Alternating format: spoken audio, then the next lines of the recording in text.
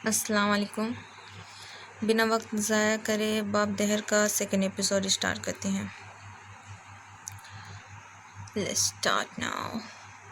10 साल बाद बाप दहर के खुलने से एक हफ़्ता कबल शाम 4 बजे ये एक नजी सी टीवी के स्टूडियो का मंजर है। आंखों की बेतहासा चुभते सब्ज रंग की दीवारों वाले सेटअप में कमरे के बीच बीच एक छोटी सी मेज के इर्द गिर्द कुर्सियां रखी थी। आसपास कैमरामैन और makeup artist, staff boy, manager और बाकी अफराद खड़े थे। उसी स्टूडियो में शीशे वाली दीवार के एक पार शो लाइव करने की तैयारी चल रही थी। शीशे की दीवार में ऐन ऊपर एक सुर्ख नुक्ता था जिसे ऑफलाइन लिखा था। स्टूडियो की हालत अबतर थी, मगर जब टीवी पे आता तो एक्टिंग वगैरह के पास मंजर को खूबसूरत कर दिया जाता था। कमरे के विस्त में रखी कुर्सी पे बैठे एंकर के कानों में लगे आले में एक पैगाम आया। उसने शीशे की दीवार के पार थमने का इशारा किया। अपने सामने सूट बूट से आदमी को देखा। सुर्ख बत्ती सब्ज में बदली और ये शो ऑनलाइन। अस्सलाम वालेकुम नाज़रीन, सवाल हक है के साथ मैं हूं आपका मेज़बान सैयद शादान सा। 28 साला एंकर की गर्दन उठी हुई थी, लिबास से महक उठ रही थी और लहजे में एतमाद बोलता था। वो पाकिस्तान का सबसे काबिल और कम उम्र एंकर पर्सन था। चंद सालों के अंदर ही उसने बुलंदियों का सफ़र तय किया था। आज उसे आधी दुनिया जानती थी। आज हमारे मेहमान हैं मुल्क की वो शख्सियत जिनकी सियासत को पिछले दिनों से बैरूनी सियासत का नाम दिया गया है। अगवान के सवालात के जवाब और हक़ाइक़ से पर्दा आज उठाया जाएगा। जी अब्दुल्ला नवाज साहब, लफ्ज़ एक बल्कि इल्ज़ाम बैरूनी सियासत पे आपका क्या कहना चाहेंगे? क्या एक्सपीरियंस है?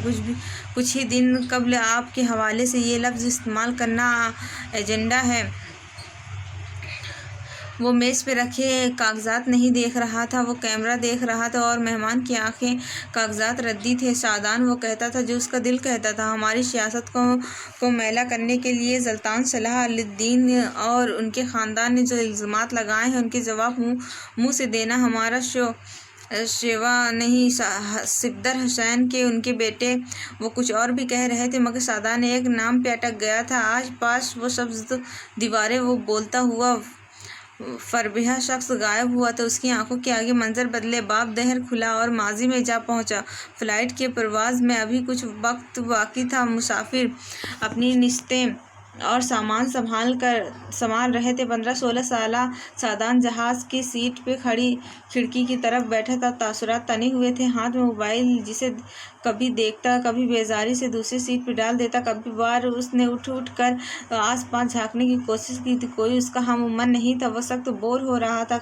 खिड़की वाली साइड से हटकर वह अब दूसरी साइड पर बैठ गया था। दफ्तरन कोई उसके आगे से गुजरा, उसके हाथ वाली सीट पे आकर बैठा। शादान ने पूरी तरह घूम कर भौं सिकोड़ कर अपने साथ बैठे लड़के को देखा। आंखें बाकायदा छोटी कर ली, दिमाग उसका स्कैन किया। तफसीली जायजा ले के बाद रुख मोड़ कर बैठ गया। अब्बा उसे नार्दर्न एरियाज़ के शेयर्स करवाने लाए थे, मगर शोमई किस्मत इस्लामाबाद आकर उसे लंदन रवाना कर दिया।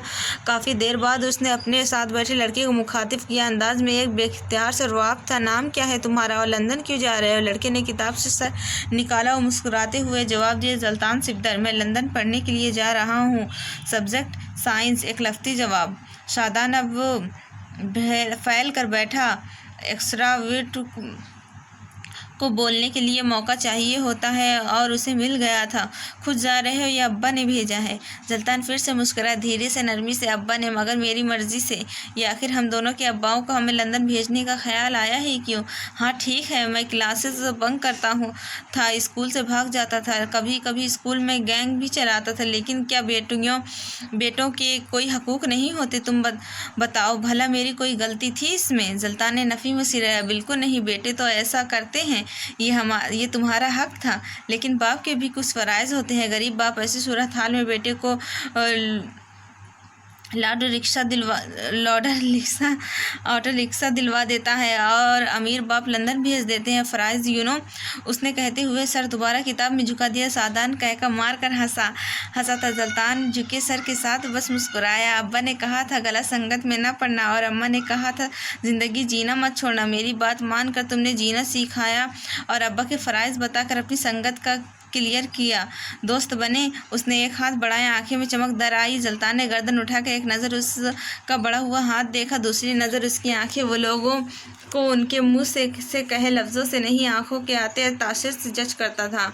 दोस्त इतनी जल्दी नहीं बनानी चाहिए। हाँ, अलबत्ता बांड बना सकते हैं। सादान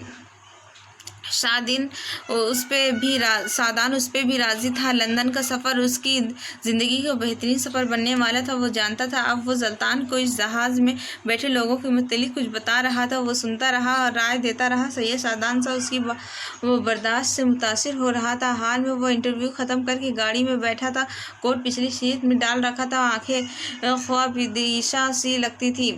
हाथ में पकड़े अपने मोबाइल पे कॉन्टैक्ट लिस्ट खोली तो हज़ारों लोगों के नंबर खुल गया। वो ओहदेदारान थे, वो अमीर थे, वो मदद करने आते थे, मगर वो दोस्त नहीं थे। शायद थे, मगर दिल पे वैसा तासुर नहीं छोड़ते थे। वो स्क्रीन पे उंगली चलाते अंग्रेज़ी हर्फ जेड तक गया और धीरे से लोगों के दरमियान उसका नंबर निकला। ज़ल्तान। उसने पहले मैसेज टाइप किया, फिर मिटा दिया। वॉइस रिकॉर्ड करनी चाहिए, फिर इरादा तुर्क कर दिया। कॉल करने ही लगा था, मगर रुक गया। ये राब्ता तो कभी इतना मुश्किल नहीं रहा था, फिर आज क्यों? आखिरी बार पर 4 माह पहले हुई थी। वो कॉल भी सादान की तरफ से थी। अब उसे करनी चाहिए। अना ने वार किया और सादान ने करने दिया। क्या उसे करने देना चाहिए था? बाब दहर खुलने से 1 हफ्ते कबल, इस्लामाबाद, पाकिस्तान। वक्त पहर 3 बजे। कोसों दूर एक लंबे सफ़र पे निकलो तो इस्लामाबाद हाई कोर्ट के बाहर जीनों पे वकील आ जा रहे थे। कई मुजरिमीन के चेहरे पे कपड़ा डाले पुलिस वाले नहीं उन्हें बेजारी से वापस पुलिस मोबाइल में बैठा रहे थे। कई लोग रोता, कई बेजार, कई पुरुमी चेहरे लिए कोर्ट की राहदारियों के तय रहे थे। वो कलाई आम लोगों के हुजूम में एक शनासा चेहरा भी था। सफ़ेद का सलवार कमीज़ के ऊपर सिया कोट पहने, बालों का नफीस जोड़ा बनाए जिसमें पिंसल अटका रखी थी, पैरों ऊंची सिया हील्स में मुक्तीद थे, सुरमई आंखों में संजीदगी थी। कोर्ट की राहदारियों में चलते हुए उसके हर अंदाज से नुमाया था कि वह यहाँ इस कोर्ट में एक हैसियत रखती है। आते जाते कई वकील ने उसे सलाम किया था। वो मुझसे सर हिलाए, इशारे जवाब देती अपने चेयर मेंबर में आकर उसने कोट उतार कर कुर्सी पर फैलाया। फाइल्स के अंबार डेस्क से ज़रा हटाए। दफ्तर व दरवाज़ा बजा। उसने यस कहकर इजाज़त दी। कोई 25-26 बरस की लड़की थी, खुद को चादर में ढापे, चेहरे पे सवगारियत लिए अंदर दाखिल हुई थी। साथ में कोई फरबहा सी औरत भी थी। ज़रकीफ ने उन दोनों को देखा, गहरी सांस ली। मैंने आपसे कहा था ना, मैं आपका केस नहीं लड़ सकती। आपको एक बात समझ नहीं आती। उसका लहजा सख्त नहीं था, मगर अटल ज़रूर था। लड़की धीरे से उसके सामने रुकी, कुर्सी पे बैठ गई। आंसू उसकी आंखों से बहने लगे थे। ज़रकीफ उन आंसुओं के मक्कार को जानती थी। मेरे भाई की जान आप ही बचा सकती हैं। उसे कत्ल के झूठे मुकदमे में फंसाया गया है। आप जितने पैसे चाहेंगी हम दे देंगे हम। वो फूट फूट कर रोने लगी। उसके साथ आई उसकी माँ भी रो रही थी, साथ साथ हाथ जोड़ रही थी। वो बोल नहीं सकती थी। मेरा भाई कत्ल नहीं है, मेरा भाई कातिल नहीं है, रेपिस्ट तो है ना? ज़रकीफ ठंडे लहजे में बोली। लड़की ने बेयकीनी से गर्दन उसे, उसकी माँ उससे ज़्यादा बेयकीन थी। जिस लड़के का कत्ल हुआ है उसकी बहन का 2 माह पहले रेप हुआ था, जो कि तुम्हारे भाई ने किया था। और जब विक्टिम के भाई को पता चला कि उसने ये केस करवाना चाहा, तब तुम्हारे भाई ने बेदर्दी से उसका कत्ल कर दिया। औरत को सांप सूंघ गया था कि जबकि लड़की चढ़ दौड़ी थी। नेकी और पारसाई का चढ़ाया हुआ मखमा एक पल में उतर गया था। नेक बनने की कोशिश क्यों कर रही हैं? डिफेंस लॉयर हूँ ना, आज तक कितने मुजरिमीन को बचा चुकी हो, और वो सारे के सारे दूध के धुले थे। पैसे लेकर तो तुम अपने बाप के मुजरिम तक नहीं छोड़ सकती। एक मुजरिम और सही पैसा तो पूरा देते हैं। तुमसे ज़्यादा पैसा है मेरे पास। ज़रकीफ एकदम मुख्तलिफ इंसान बन गई थी। इतना कि तुम्हारे मुंह में ठूसते जाऊँ यहाँ तक कि तुम्हारी सांसें बंद होने लगे और तुम मर जाओ। इतना पैसा कि तुम्हारी लाश को कूड़ेदान में डाल दूँ और कोई मेरे खिलाफ मुंह ना खोले। वो रुकी, शेरनी जैसी आंखें लड़की की आंखों में गाड़ दी। बल्कि इतना पैसा कि तुम्हारे भाई को कई साल यूं ही जेल में सड़ाती रहूँ। पैसे की लालच ज़रकीफ वक़ार को देना जाएगा। अब दफ़ा हो जाओ यहाँ से, वरना मज़ीद अलकबात सुन लोगी। उसने हाथ उठाकर बेजारी से कहा, फिर नरम नज़रों से बूढ़ी औरत को देखा। मैं आपकी बेटी को बचा लेती अगर दूसरी तरफ एक पूरा खानदान तबाह न हुआ होता। गुनहगारों सजाओं की जगह रिहाई मिलने लगी तो दुनिया जहन्नम बन जाएगी। बुरी हूँ बेज़मीन नहीं। औरत ने सर के खम से उसे समझने का इशारा किया और रोती बिलखती बाहर निकल गई थी। वो दोनों चली गई थी तो कोई और आया था। उसने दरवाज़ा खटखटाया, न इजाज़त मांगी। आहट पे जोड़े वाली लड़की ने मुड़ कर देखा तो उसके लब हल्के से वार रह गए, आंखें फैल गई और चेहरे पे एक आलूदी चमक मुस्कुराहट बेख्तियार थी। ज़बर तुम, ओ मेरे खुदाया, तुम यहाँ। वो उठकर उसके सामने आ खड़ी हुई। सुरमई थ्री पीस में मलबूस गहरी भूरी आंखों वाला आदमी मुस्कुराया। सादा मुस्कुराहट, ऐसी मुस्कुराहट जो कुफलतें गायब कर दें। वो दोनों एक दूसरे के बराबर खड़े थे। एक्टिविस्ट साहब को यहाँ गवाही देने बुलाया गया है। फिर सोचा तुमसे मिलता जाऊँ। कैसी हो? मुस्कुरा कर बोला, फिर उसके साथ आगे बढ़ आया। कुर्सी संभाल कर बैठे। हम 3 साल बाद मिल रहे हैं, वैसे काम कैसा जा रहा है? वो घूम कर आई, अपनी कुर्सी पर बैठी, पूरी तवज्जो से उसे देख रही। ठीक जा रहा है। दुनिया से जुल्म बरारियत का इलाज मुश्किल है। तुम बताओ, मुजरिमों का इलाज कैसा है? बस गुजारा हो रहा है। उसने दानिस्ता मौजू बदलना चाहा। ज़बर ने भी जोर नहीं दिया। ज़ल्ताना और हसन कैसे हैं? बात ही नहीं होती। मेरी भी नहीं होती। इट्स बीन 9 months, ज़बर ने कहा। हसन से अब भी नहीं हुई। ज़रकीब के सवाल पर वो थम गया। आखिरी फ़ोन कॉल याद आई, वो झगड़ा याद आया। हसन उसके पास कुछ गलतफहमियाँ लेकर आया था, बदले में बदगुमानियाँ लेकर चला गया था। मुझे उसकी शक्ल भी नहीं देखनी। वो सख्त लहजे में बोला। उसे लगता है उसके पास पैसा है तो किसी को कुछ भी कह सकता है। वो ऐसा नहीं है ज़बर। अगर मैं कहूँ सादान ऐसा नहीं है तो तुम अपने इख्तलाफ उससे ख़त्म कर लोगी।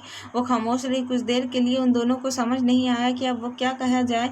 उन दोनों ने गहरी सांस ली। देर के चक्कर ने उन्हें घुमाया और कई बाग खुलने उनकी आंखों के दिन में ख्वाब देखने लगे थे। कॉलेज में उनका पहला दिन था।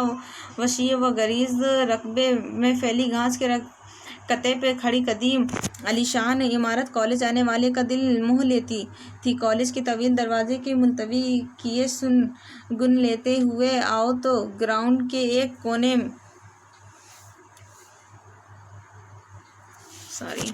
कहाँ है? कोने में एक लड़का सर झुकाए बैठा था। उसके चेहरे पे जख्म के निशान थे। करीब से गुजरते सादान और ज़ल्तान उसे देख कर रुके। वो चेहरे से पाकिस्तानी या भारतीय लगता था। सात छोटे बालों वाली सेहतमंद लड़की बैठी थी। उसकी सुरमई आंखों में खफकी का तासुर था। मैंने तुम्हें कहा था ज़बर, इनसे पंगा मत लो। वो 10 हैं और तुम 1। मेरा क्या है? मैं बस मामा के आने का वेट कर रही थी। फिर इन बुलीस के साथ वो होता जो दुनिया याद रखती। वो उसके जख्म अपने रुमाल से साफ करते हुए डिपट रही थी। उसके भरे भरे हाथों दवा लगाना तक नहीं जानते थे। सादान और ज़ल्तान उन दोनों को क्लास फेलो की हैसियत से जानते थे, मगर आज गैरत में जोश आ गई थी। ज़बर और ज़रकीफ के पास वो दोनों रुक गए थे। वो जैक और उसका भाई तुम्हें भी बुली करते हैं? सादान की डायरेक्ट सवाल पर ज़रकीफ ने गर्दन उठाकर उन्हें देखा। उनकी आंखों में शनाशाई उभरी। सिर्फ मुझे ही नहीं, हर भारतीय और पाकिस्तानी को बुली करते हैं। ये तुम्हारा दोस्त जो मुंह में ही दही जमा कर खड़ा है सब जानता तो है। उसने उंगली उठाकर ज़ल्तान की तरफ इशारा कर मुस्कुराया। उसे ये लड़की हमेशा से अच्छी ही लगी थी। आज वो उसे मुखातिब कर रही थी। वैसे तो बड़े बनते हो तुम दोनों। हम वतनों को कोई ख्याल है कि नहीं? बदला चाहिए या माफ़ी? अफकी ज़ल्तान की तरफ से पूछा गया था। ज़बर और ज़रकीफ चंद पल उसे देखते रहे। आंखें एकदम स्तर रंग की में चमकी। फिर एक ज़बान होकर कहा बदला। और फिर पूरे कॉलेज ने अगले दिन एक मंजर देखा। जैक और उसका ग्रुप चेहरे पे जख्म के निशान लिए हर स्टूडेंट से माफ़ी मांग रहे थे। सुनने में आया था कि कल 4 नकाबपोश आए थे। जैक और उसके साथी शराब के नशे में धुत थे। उसी पल उन चारों ने हॉकी और बल्ले से मार मार कर इनका हश्र बिगाड़ दिया। कॉलेज ने एक और मंजर भी देखा था, जिसमें 4 लोग एक कतार में खड़े थे। अकब में कॉलेज की इमारत थी। ज़बर, ज़ल्तान, सादान और ज़रकीफ बाजू सीने पे बांधे थे और आंखों में शैतानी लिए जैक के ग्रुप को देख रहे थे। हाथ एक दूसरे के कंधे पे जमाए रखे थे और गर्दन फ़क्र से अकड़ी थी। क्या आज से हम सब दोस्त हैं? ज़बर की नज़रें अब भी दूर जमी थी। शादान ने उनके कंधे पे बाजू फैलाया। आज से हम ख़ानदान हैं, क्राइम पार्टनर्स हैं और राजदार हैं। सब मुत्तफ़िक थे, सब खुश थे। एक ख़ानदान पाकिस्तान में छोड़ने से पे उन्हें दूसरा ख़ानदान इस दरियार गैर में मिलेगा, उन्हें अंदाज़ा न था। उस रोज़ उन 4 लोगों की दोस्ती को आधा कॉलेज जानने लगा था। वो साथ खाते, लड़ते, मार खाते, मारते और ज़रूरत पड़ने पर वो बंक क्लास करते और बाहर निकाल दिए जाते। जाना उनके लिए बड़ी बात थी ही नहीं। वो अजीब और खूबसूरत दौर था, मगर अफसोस कि गुजर चुका था। हाल में वो दोनों खामोश बैठे थे। 5 मिनट के दौरान सब बातें हो गई थी। ज़बर ने लंदन में पढ़ाई के दौरान ही शादी कर ली थी। एक बेटा था और उसकी बीवी अलहदगी चाहती थी। ज़रकीब को सुनकर दुख हुआ था। ज़रकीब की मंगनी टूट गई थी और अब वो किसी दूसरे लड़के से शादी कर रही थी। हाल हवाल हो गया था। अब शिकवे थे जो करने चाहिए थे, मगर वो दोनों लपसिए बैठे रहे। काफ़ी देर तक एक ऑकवर्ड सी खामोशी रही। ज़बर जाने को उठा तो उसे पुकार बैठी, कहीं मिलने का प्रोग्राम बनाएं। ज़बर ठहर गया। क्या वो मिल सकते थे? क्या उन्हें मिलना चाहिए? क्या कुछ बाकी था जिसके लिए मिला जाए? उसके पास वाकई जवाब नहीं था। वो चौखट पर खड़ा रहा, लाजवाब सा। बाब दहर खुलने के एक हफ्ता कबल इस्लामाबाद, पाकिस्तान, वक्त दोपहर 3:30 बजे। इस्लामाबाद के एक पोश इलाके में खड़ा आलीशान मेंशन सारे में एक धाक बैठाए हुए था। सफ़ेद सुनहरी रंगन का ये मेंशन किसी सल्तनत का महल लगता था। वसी अरीस घास पे कतपा पार करते, मुलाजमीन के फौज को एक नज़र देखते, आलीशान सजावटी सामान से आंखों को खैर करते। अंदर आओ तो डाइनिंग हॉल की मेज़ के गिर्द 2 लोग बैठे थे। बस साहबरी कुर्सी पे सफ़ेद सलवार कमीज़ के ऊपर क्रीम कलर का कोट पहने, हाथ में महंगी घड़ी और बालों को सलीके सजाए ज़ुल्तान सिकदर बैठा था। गुजरते वक्त के साथ उसे ज़्यादा नहीं बदला था, बस चेहरे पे संजीदगी छा गई थी और ज़ात का वक़ार बढ़ गया था। उसके दाएं तरफ सिया ड्रेस के साथ सुरमई धारीदार पैंट वाला हसन सुल्तान बैठा था। 29 के हिंद से को छूता मर्द बर्बाद और संजीदा था।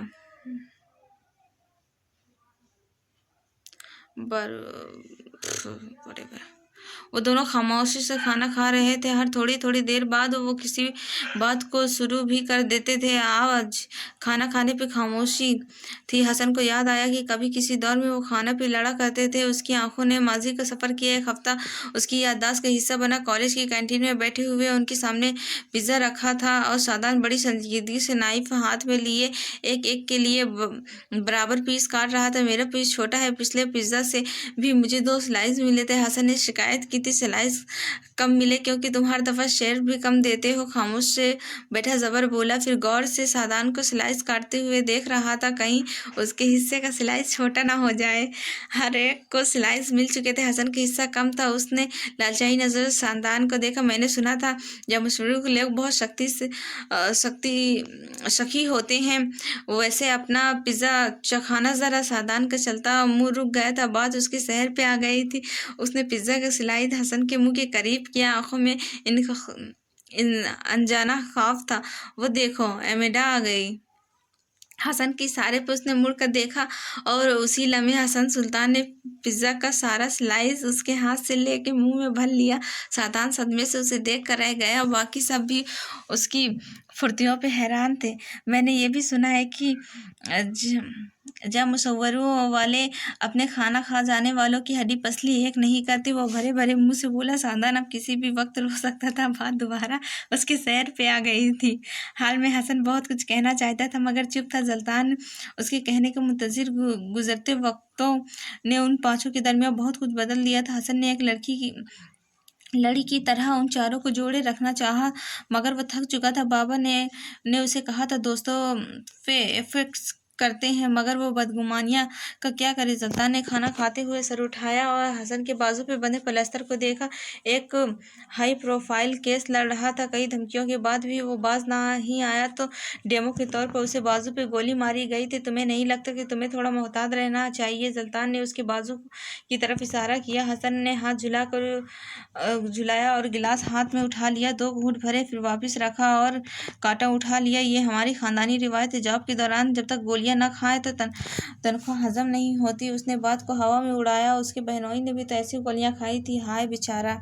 हसन ने उस संजीदगी से पुकारा और फिर कह रहा था, मुहतात रहो, जो काम कर रहे हो वहाँ खतरा है। इस केस को छोड़ दो, तुम्हारा बहनोई मसाइल से निकल सकता है। तुम उसके जैसे नहीं हो, तुम्हारा बाप मुख्तलिफ इंसान था, तुम्हारे पास उनके जितने ताल्लुकात नहीं। हसन ने कांटा रखा और उसके चेहरे पे गौर से देखा। हम 1.5 साल बाद मिल रहे हैं, मुझे लगा था तुम अपने दोस्त को बुलाया है, लेकिन तुमने बैरिस्टर हसन सुल्तान को बुलाया है। तो let me tell you one thing, जिन लोगों ने तुम्हें मुझे वार्न करने को भेजा है उनसे कहना कि हसन सुल्तान मौत से नहीं डरता, ना 16 साल की उम्र में डरा था, ना 29 साल की। उसने दो टोक अंदाज में कहा और खाने से हाथ खींच कर बैठा। मैंने खाने से तो नहीं रोका हसन, खाना खाओ। सियासत ने उसके अंदर एक चीज को कूट कूट कर भरा था, और वो था अपने जज्बात पर काबू करना, तासुरात सपाट रखना, आग लगा देने वाली बात पे बर्फ की तरह ठंडा रहना नहीं खाना है मुझे। भर गया मेरा ऊपर, बेजारी से कहा और नैपकिन से लब थपथपाए। जब हम पहली बार मिले थे तब तुम ऐसे नहीं थे हसन, संजीदा तस्वीर हम में पहले जैसा कुछ रहा है क्या? वो तंदही से बोला, हमला सिर्फ मुझ पे नहीं हुआ है, 2 हफ्ते पहले सादान की गाड़ी पे भी गोलियां चलाई गई थी, लेकिन वो जिंदा है, जख्मी भी नहीं है, शो भी किया है, अच्छा लग रहा था, वजन बढ़ाया है। उसने जलता सुकून से बोला, जबर जिस एनजीओ में काम करता है वो दिवालिया होकर भाग गई है। जबर का ड्रीम प्रोजेक्ट अधूरा रह गया है। 2 साल से उसकी नौकरी छूट गई है। 2 हफ्तों से थेरेपी शेयर्स ले रहा है। थेरेपी हील्स, 2 लफ्जी तबसरा, सारा ध्यान खाने पे। जरकीब के बाग के कातिल उसे भी धमकियां दे रहे हैं। उनका कहना है कि जरकीब ठीक है। वो हसन की बात काट कर बोला, एक लम्हे को, बस एक लम्हे को 10 साल पहले वाला जलतान लगा था। उसकी आंखों में सारे जहां की फिक्र थी। वो अपनी आंखों का हाल नहीं छुपा सकता था। हसन ने अफसोस से उसे देखा था। हम कौन है जलतान, हम क्या बन गए हैं? कभी सोचा है हम सब के दरमियान इतनी दूरियां क्यों आ गई हैं? जलतान ने पहलू बदला, हम ऐसे नहीं थे। एक दहर था जिसमें हम।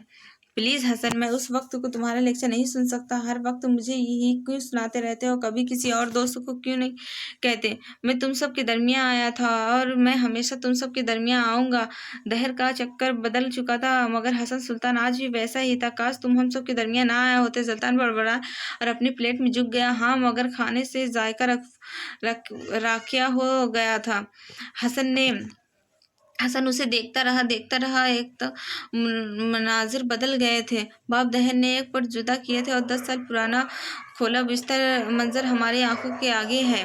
लंदन में हर किस्म के खाने के दस्तयाब है, मगर उन पिज्ज़ा, बर्गर और बाकी हर किस्म के फास्ट फूड को छोड़कर निहारी कढ़ाई और पाए नान, चने वाली गोश्त बिरयानी खाने का जी चाहे तो क्या लंदन आपको मायूस करेगा? ओह नो, लंदन मेहमानों को मायूस नहीं करता। लंदन और उसके मुज़ाफ़ात में कई देसी रेस्टोरेंट हैं जहां खालिस देसी मिर्च मसालों वाले खाने दस्तयाब हैं। ऐसे ही एक रेस्टोरेंट में चिपके से कदम रखो तो एक गोल मेज के गिर्द 4 कुर्सियां रखी थी, जिन पे 4 लोग बैठे थे। चारों ने स्कूल यूनिफॉर्म पहन रखा था। गले में टाई और मेज पे रखी थी, जिनसे वो चारों दफ्तर अपने हाथ साफ करते थे। स्टूडेंट कार्ड भी उसी मेज पे ख्वार हो रहे थे। मेज की तरफ नजर उठाओ तो पराठे, नान, चने, सादा चपाती, कोरमा, बिरयानी, आलू गोश्त, आलू की भुजिया रखी थी। साथ लस्सी के बड़े बड़े चांदी के गिलास। अंग्रेजी लिबास पहने देसी खाना खाते वो चारों लोगों को कोई और ही मखलूक लगते थे। उंगलियों पे लगे सालन को उंगलियों से चाट लेते और एक दूसरे से ज्यादा खा लेने के लिए ज्यादा से ज्यादा खाना अपनी प्लेट में निकालते, साथ साथ एक दूसरे की प्लेट में भी भरते जाते थे। उन चारों से जरा फासले पर रखी मेज पे एक सिया आंखों वाला लड़का बैठा था। गिलास वॉल के पार आते जाते लोगों को देखते हुए तमीज और तहजीब से पराठा और अंडा खा रहा था। बेख्तियार उसने अपने बहनोई के बनाए कश्मीरी पराठे याद आए थे। कमबख्त मुंह से जहर उगलता था, मगर हाथों से शाहकार बनाता था। उसे याद करके वो मुस्कुराया था। हसन सुल्तान यूं ही बैठे बैठे एक जरा सी नजर अपने फैसले में बैठे उन चारों पे डाल लेता था। उनमें से 2 लोगों को वो जानता था, एक सुल्तान को, क्योंकि सिफदर हुसैन साहब उसके बाद मिराज हुसैन सुल्तान को अच्छी खासी दोस्ती रही थी, और दूसरी जरकीब, जिसकी माँ से हसन सुल्तान की बहन के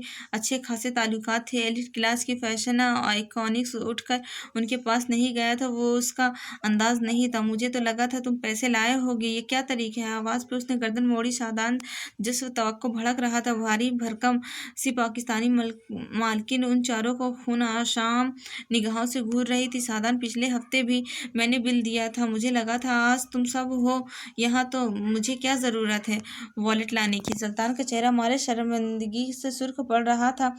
जरखिब का बस न चलता कि किसी कोने में छिप जाए। किसी को अगर फर्क नहीं पड़ता था, वो जबर था। अगर उसे कह देते कि चलो तुमने बर्तन धोने हैं, तो वह हंसी खुशी पिया देश चला जाता।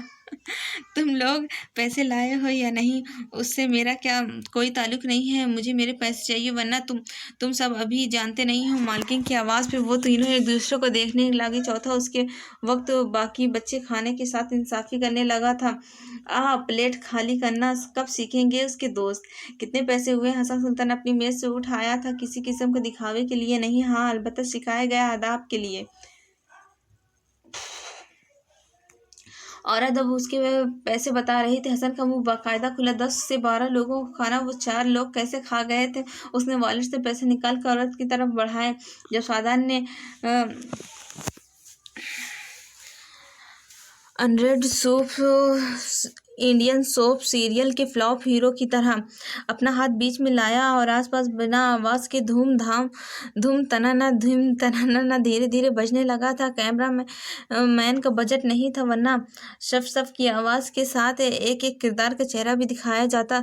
तुम हमारे बाप लगते हो जो बिल पे करोगे। बाकी तीनों ने बिरो मुंह बनाया। भला उनके बाप को बीच में लाने की क्या ज़रूरत थी? अगर मेरी औलाद तुम चारों जैसी होती तो मैं अपनी बीवी पे केस कर देता और खुद कुत्ता मार पी के मर जाता। ओ हसन सुल्तान, चूहा मार नहीं होता। लो, जबर प्लेट से चेहरा उठाकर पहली बार बोला। हसन ने मुड़ कर उसे देखा। आंखों में तमस्खर था। तुम्हें लगता है तुम चारों जैसी औलाद के बाद चूहा मार असर करेगा? आपस की बात है, कुत्ता मार भी असर नहीं करेगा। हाँ, मगर एक हेडशॉट। जबर की चलती ज़बान 3 घुड़ियों पे रुक गई थी। उसका इलाज तो वो हॉस्टल जाकर करेंगे। ये हसन सुल्तान है बाबा के दोस्त का बेटा। सुल्तान ने उन तीनों से हसन का तारुफ करवाया, फिर हसन की तरफ मुसाफे के लिए हाथ बढ़ाया। बाबा ने मुझे तुमसे मिलने का कहा था। आई एम सॉरी, मैं वक्त नहीं निकाल सका। हसन ने उसका बढ़ा हुआ हाथ थामा। जरकिफ ने उसे हल्की आवाज़ में हाय कहा और शादान के दिल पे दोस्तों की ये पुरानी संगत आए हाय की तरह लगी थी। पैसे देकर हसन वापस अपनी मेज़ की तरफ जाने लगा जब सुल्तान ने उसे रोक लिया। हम परसों थिएटर जा रहे हैं, तुम भी ज्वाइन करो ना, हमें मिलते रहना चाहिए। हसन से मिलकर उसे वाकई अच्छा लगा था और सुल्तान सिफदर अच्छे लोगों को अपने पास सेव कर लिया करता है। अगर ये थिएटर आया तो मैं अपने नस काट लूँगा। अपने दोस्तों से बढ़ते हुए इल्फाबात देखकर सादान को गुस्सा चढ़ाता। सबसे ठहर कर एक नज़र उसे देखा, फिर जरकिफ ने उसकी कलाई पे पकड़ी। यहाँ से काटना, यहाँ से। वो उंगली से उसकी कलाई पे निशानदही कर रही थी। यहाँ से कट गई तो जिंदगी का कोई इम्कान नहीं बचेगा इंशाअल्लाह। शादान ने सदमे से उसे देखा, फिर बाकी दोस्तों को, यानी मैं वाकई में नस काट लूँ? वैसे तो तुम बहुत अजीज़ हो, लेकिन अगर यही तुम्हारा आखिरी फ़ैसला है तो दूसरों के फैसले की इज़्ज़त करता हूँ। सुल्तान ने उसका कंधा थपका। और हो सके तो अपनी डिनर जैकेट मुझे दे देना, उसमें मैं उस जैकेट में अच्छा लगता हूँ।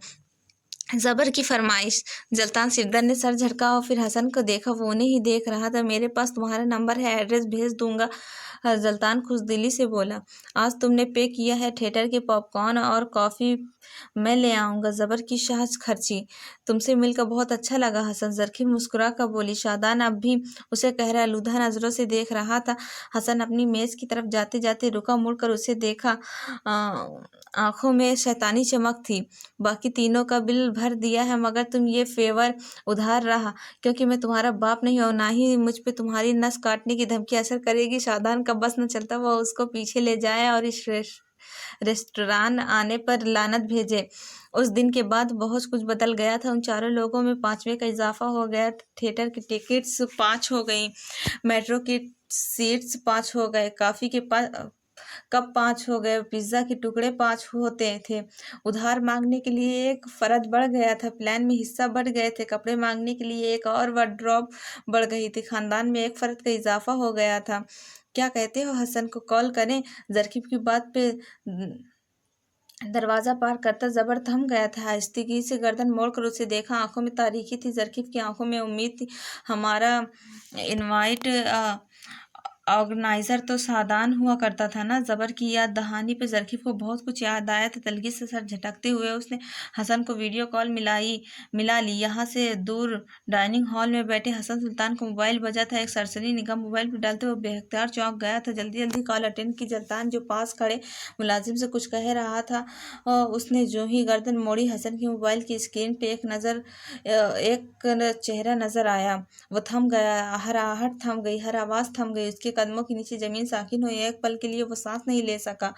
अगर उसके दिल पे हाथ रखकर देखो तो वो भी थमा थमा था। उसकी आंखों की चमक वापस आ गई थी, वो चमक जो बस उन सुरमई आंखों को देख कर आती थी। कैसे हो हसन, लॉन्ग टाइम नोशी, ज़रकीब मुस्कुराते हुए कह रही थी, मगर उसी पल उसकी नज़र सुल्तान पे पड़ी। सारे अल्फाज भूल गए, सारे चेहरे एकदम गायब हो गए। कुछ दिखाई दिया तो बस सुल्तान, और उस वक्त अगर वो कुछ नहीं देखना चाहती तो वो भी सुल्तान था। कैसी हो ज़रकीब? वो संभल के बोला।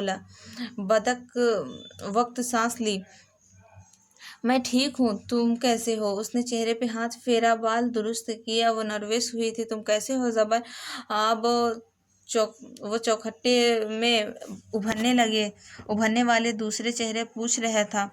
हाल हवाल के बाद उन सब के पास कहने को कुछ नहीं बचा था। बस हसन था जो कुछ कहने की कोशिश करता था। ज़बर खामोशी से बैठा था। जब हसन ने ही कहना शुरू किया, मैं शादान को भी कॉल पे ला रहा हूँ, कहते हुए उसने एक कॉल मिलाई और कोसों दूर अपने कमरे में बालकनी की रेलिंग पे हाथ जमाए खड़े शादान का फ़ोन बजा तो वो ख्यालों की रूह से बाहर आया।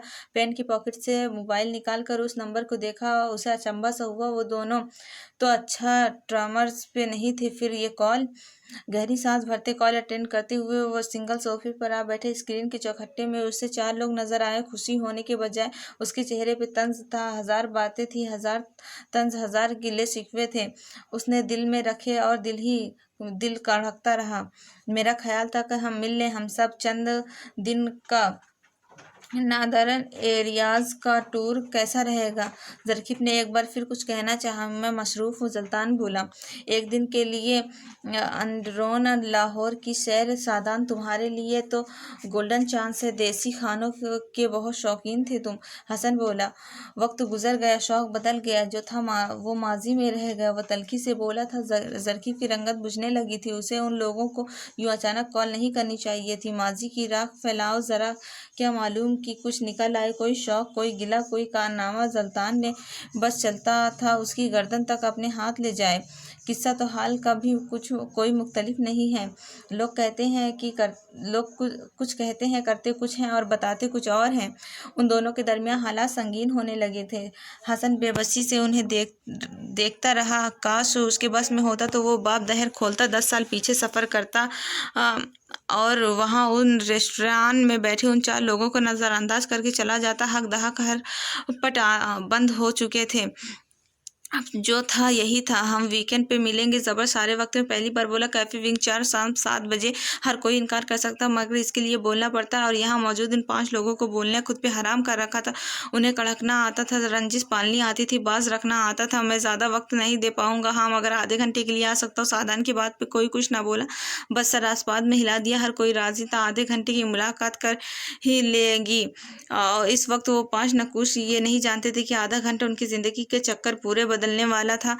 वो नहीं जानते थे कि आधा घंटा दहर की इस बाब को खोल देगा जिससे वो चाहकर भी बंद नहीं कर पाएंगे। बस एक आधा घंटा, सिर्फ एक आधा घंटा।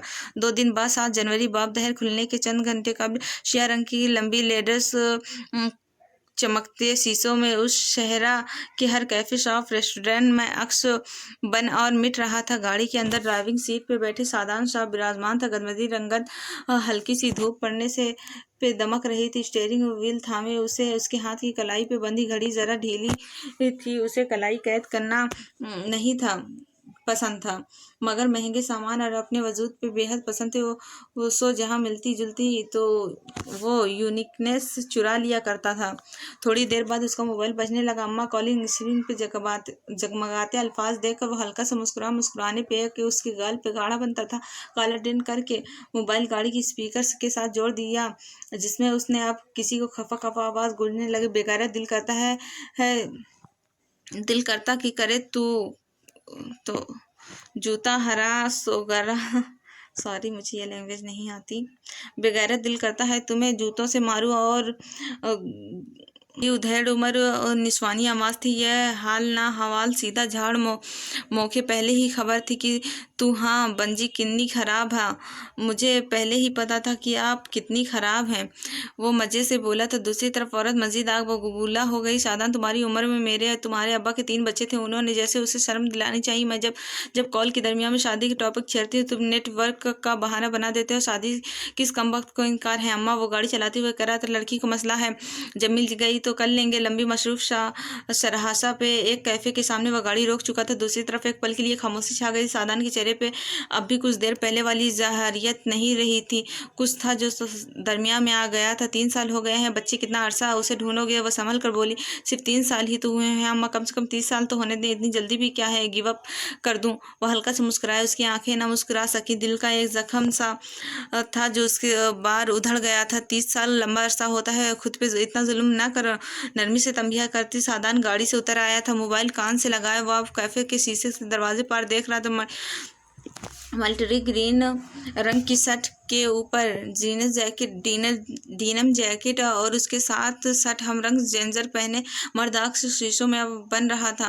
आप नहीं समझ सकती अम्मा, मैं 30 साल उसका इंतजार कर सकता हूँ, मगर इन 30 सालों के पूरे होने के कबल किसी को अपना इंतजार करवा सकता हूँ। वह आप आस पास देखे बगैर चलता ही जा रहा था। शायद वो अपनी मतलूबा मेज ढूंढ रहा था। अप्सराओं के हुजूल में जाने वाले वापस नहीं आते सादान। शुक्र है फिर मैं एक इंसान के पीछे हूँ। वो ढीठ मुस्कुराया। वो नहीं मिलेगी अब कि उन्होंने कह डाला। सादान के दिल पे जैसे किसी ने पैर रख दिया हो। उसकी मुस्कुराहट समट गई थी। फिर एक बार समझ लिया अगर सादान उसके लिए वो नहीं तो फिर सादान के लिए भी नहीं। कतई लहजे में कह के वो जीने तय करता ऊपर आया और बालकनी में रखी मेज पे आ बैठा। यहाँ दोनों मेज़ों के जगह थी और जगह यहाँ नजर आता मंजर बेहद खूबसूरत था। बालकनी की ग्रिल से लटकती बेलें और दोनों तरफ दीवारों पे रंग बिरंगे गमले और जगह एक ऐतिहासिक नज़ारा देते थे। मैं तुम्हारे लिए बहुत अच्छी लड़की देखूंगी, इस बार तुम मिल लो। वो मुशर्र हुई तो शादान मुस्कुराया। अम्मा यहाँ नेटवर्क का मसला आ रहा है, बाद में बात करता। दूसरी तरफ उसकी अम्मा ने बाकायदा उसे अलकाबाद से नवाजा होगा। वह जानता था। मोबाइल मेज पर रखा वो सीधा होकर बैठा। आसपास नजर दौड़ाई। उसका पसंदीदा वेटर उसकी तरफ आ रहा है। जिस जगह वो बैठा था वहाँ दीवार पर सब्ज बेलों के साथ रंगीन छोटे छोटे गमले टंगे थे जिन पे कैक्टस के पौधे लगे थे। गमलों के ऊपर स्टिकी नोट्स लगे थे जिनसे वो मुख्तलिफ इबारात लिखी थी। Espresso double shot right.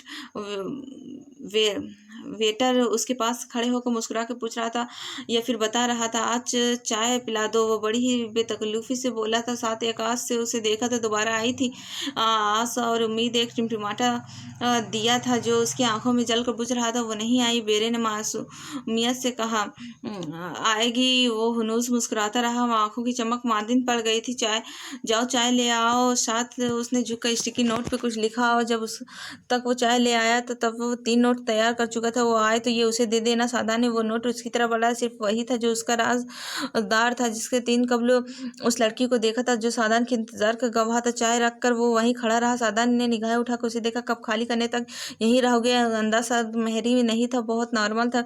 बेरा जरा झिझका फिर बिलाखिर कह डाला 3 साल हो गए हैं सर। 3 साल बहुत होते हैं, मुझसे बेहतर कोई नहीं जानता 3 साल कितना लंबा अरसा था। उसने चाय का कप लबों से लगाया। वो मिल जाएगी, आज नहीं तो कल। 3 साल बाद ना मिली तो 30 साल बाद सही। 30 साल बाद ना सही तो किसी और जहां में। पर वो यकीन है कि मौजूदे के इंतजार में, किसी बाब दहर के खुलने के इंतजार में, वो बाब जिसके पार उसे वो मिल जाएगी। कौन जानता है। आंखें मूंद कर वक्त में 3 साल पीछे सफर करो तो एक जदीद तराश खराश के शैफे में चंद चीजें लोग मेज कम करो तो और जिस मेज पे